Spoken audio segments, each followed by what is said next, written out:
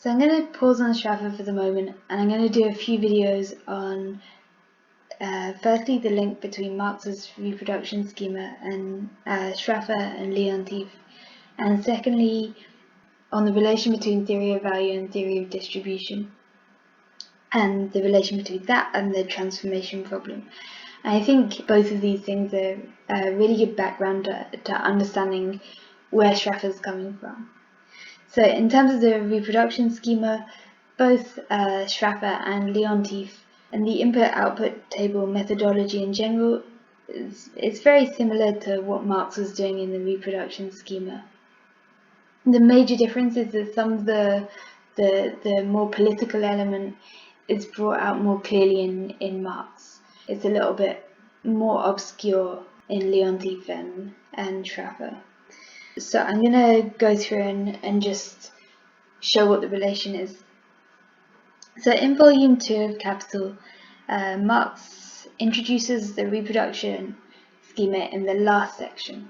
Before that, he's talking about the different transformations that Capital goes through in its circuit and how one form of capital is transformed into each of the others. So in the circuit of money capital, it runs like this: M, C, P, C dash, M dash. And what this means is for every single individual capital, it starts with money, and the money is used to buy commodities. And these commodities, they're now means of production. So the means of production can be fixed capital. Fixed capital is things like tractors, machinery. It's capital that depreciates. It's not used up in production. It stays around after the production round has finished. And it also has circulating capital.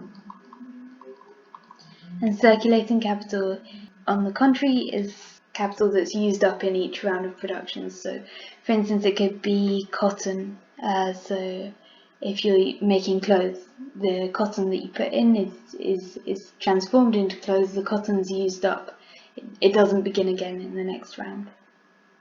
If you're making cars, it would be iron or steel or whatever. And you also have, as means of production, you have labour power. And so the labour power that you're buying is in terms of wages. So these different kinds of commodities, the fixed, the circulating, and labour power, all come together in the production process. After the production process, more commodities are output, so more commodities is C dash. This dash here means more. And these more commodities, they sell for more money. And so one of the really interesting things that the reproduction schema is set up to solve is a sort of a paradox, because if each individual capital starts with M, starts with a certain amount of money, and each individual capital ends with more than M, so it starts with M and it ends up with more than M. Where is this extra coming from? Like, what does this extra mean? All of the money that's being paid out is here, right? It goes to these kinds of means of production. So the money is being paid out into here. Then you'd expect that it's this amount of money that comes back, right? Because this amount of money can only equal this amount of money. So where is this extra? What is this extra? And Marx is saying, well, you need to start here, and you need to analyze what this C to C dash is. And so the reproduction schema, they explain how C dash is equal to C.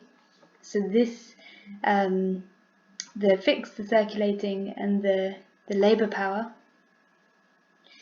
plus another C, a smaller c. And so this C here is surplus value.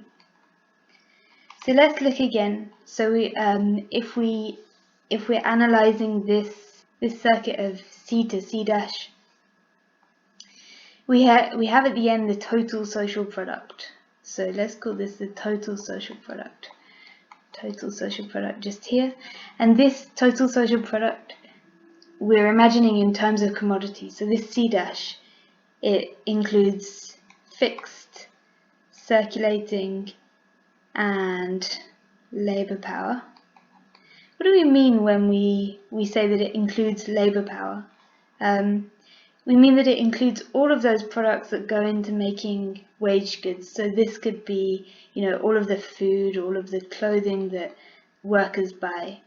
It could also be a holiday. It could be, it doesn't have to just be the necessaries of life. In Marx's time, it was just the necessaries of life. But there's no reason that it absolutely has to be. So it includes every single product that the workers buy. And then above this, you have something else, S. And so FCLP. And this S.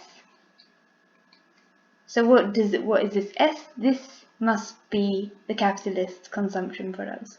So this is luxuries. This is, maybe it's cruise ships for capitalists to have a really luxury holiday.